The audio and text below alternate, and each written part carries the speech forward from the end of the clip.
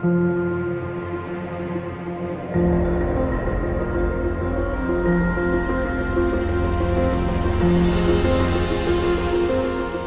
morning, guys. Good morning.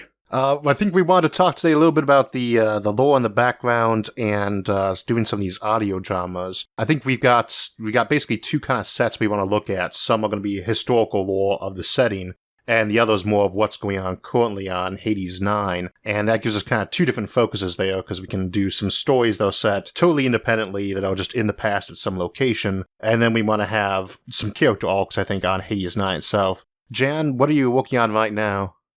Well, right now I'm actually working on two stories. I'm working on the second part of an exclusive Patreon story, which is to do with the sort of alphabet, the corporate alphabet program. And the other one is finishing off a story involving Admiral Constantine, one of the very many admirals in Hades 9.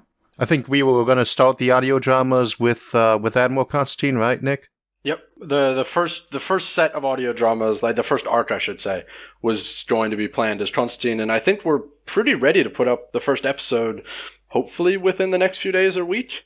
Okay. Oh, that's right. That was the one we had for Hades proper and Opportunity. Got a voice actor for that, a very good one, actually. Still need to find more voice actors, though, I think, because we're not having people for the individual lines by other characters yet.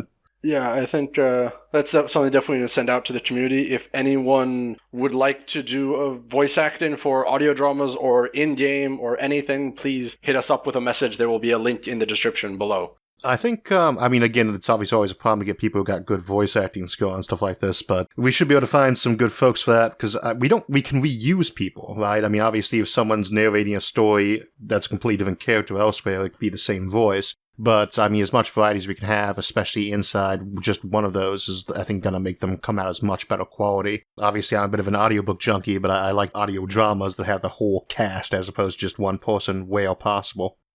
We better be able to reuse people, because at the rate that Jan kills characters, we're going to run out of people really quickly.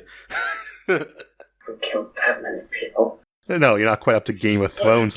But to be fair, technically, Isaac does have the trophy for killing the most people, as he's at, a couple quadrillion now? I think it was actually close to quintillion. Okay. Most successful fictional genocidal act. It'll take a few more short stories. It will take me a while to catch up with the whole of the galaxy. I have faith, though. But I mean, that's one of the strange things about this. We have this setting that has so few people left over, but even out of those survivors, it's still a population that's so much bigger than Earth has. So you still blow away ships with 1 million people in them, and it barely makes a dent in the local population pool. So, guys, I actually had a question that I wanted to bring up to the two of you as a massive Firefly fan personally. And I think this is something that, Isaac, you and I discussed previously, is the integration of more stir-crazy survivors that you may come across in space. People who have been driven insane to some level or another, kind of like the Reavers in Firefly. And that kind of leads into an open discussion about what do you think would be the kinds of people you would come across in space, the survivors, and their mentalities?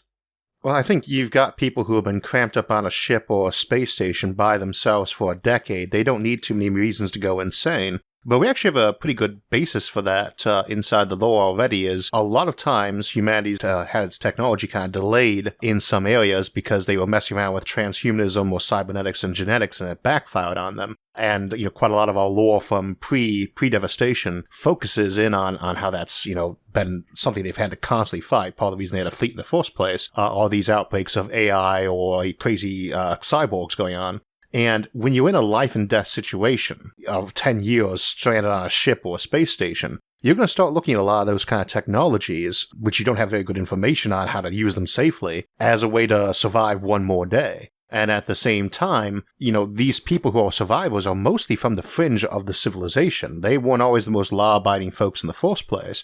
So you come across some space station you want to salvage, and on board there's still a very fringe scientific team that has its Dr. Mengele on board. And next thing you know, your whole fleet of survivors have been turned into the modern equivalent of zombies or vampires. And I mean, from a writing perspective, Chan, maybe you can chime in on this. I think there's a lot of options for just talking about just the psychological impact of 10 years on a ship, even without that cybernetics or genetic component. I mean, there's a lot of historical evidence to back this up too. I mean, we've seen in history plenty of examples of people on ships, on long journeys, just generally losing their mind.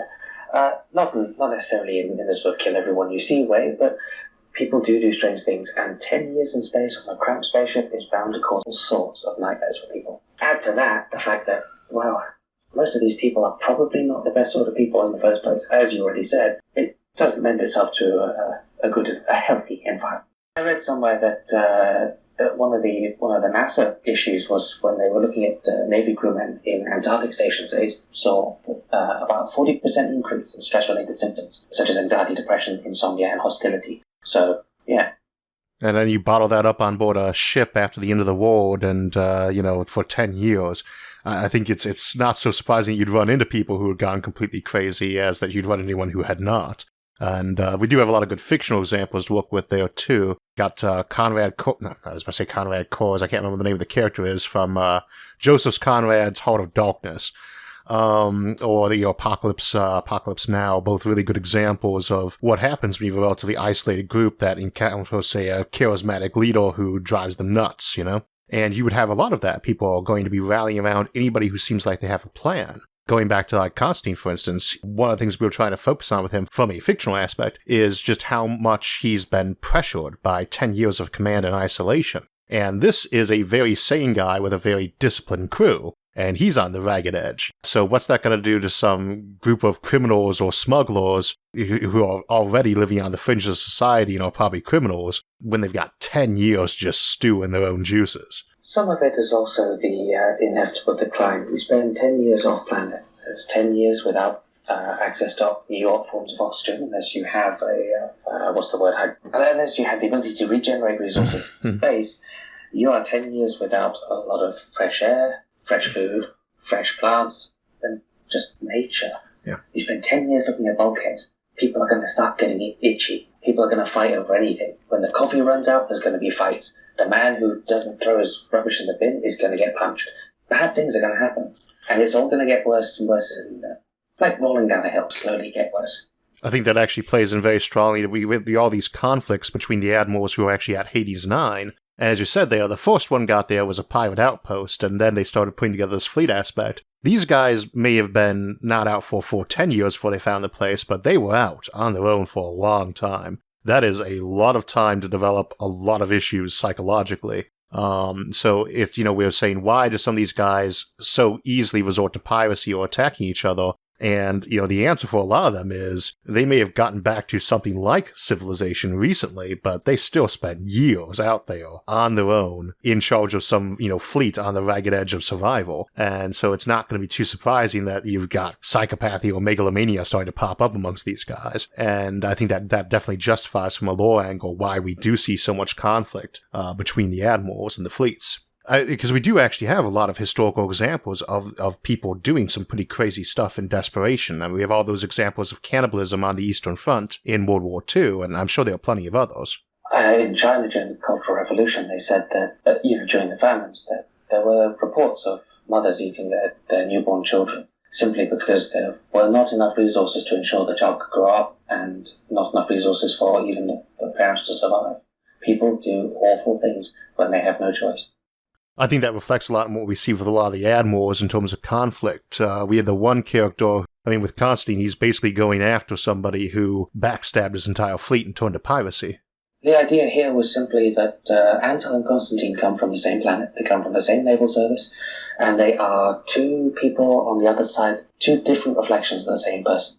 Because the only thing that has really changed between them, since humanity fell apart, was simply what happened to them in the years between. And I think that we shouldn't go too deep into it to give away too many of the plot twists that will be coming out in the audio dramas in Constantine's arc. But I think that is a very interesting reference and guideline for players to see what the experiences of their character would be before they join the game. What kind of admiral does the player want to exit those 10 years as? Because there's a lot that has happened in that time. And it's not so much about what kind of person they may have been when everything was great, but I don't think any of us really have any idea what we would be like after 10 years in that level of isolation and stress and responsibility It's kind of an interesting thought experiment. Who would we be after that amount of time in that situation? I think it plays more into what's different with this game, too, is because it is not just fleet combat, it is a role-playing game, so the backstory of the character, the admiral the person's playing, along with the decisions they're making, because, things have gotten better for those who've arrived at Hades 9, but better is a very relative term in this context. It's not a very friendly environment, so they're still under a lot of those stresses. It's at best gotten a little bit easier and introduced a lot of new problems. So, there's a lot of room for that character, the Admiral, to develop based on how the player decides. Agreed. And we do actually have a lot of these up on Patreon now. You guys did get the Patreon account set up, right? That's very useful. We have a Patreon account. I actually write a couple of stories for them. I write a couple of exclusive stories for Patreon. Some of them are experimental, but all of them have to do with Hades 9. The aspects of Hades 9 that I haven't touched in the main lore yet that I wanted to touch in different ways. That sounded very bad. I apologize for that. And in addition to Patreon, if you guys are interested in supporting both the audio dramas that will be coming out, as well as supporting the game's development, you can check out our website. You can pre-order the game. Also, don't forget to like and subscribe. And Isaac says there's a little bell icon you're supposed to push, so follow his words. All right. And so I guess we'll close that one out, and the first audio drama should be up in the next week or so, I think, and it should be fun to see how those go. Just keep adding to them as we head along. Thank you so much, guys, for your time, and it was a pleasure as always.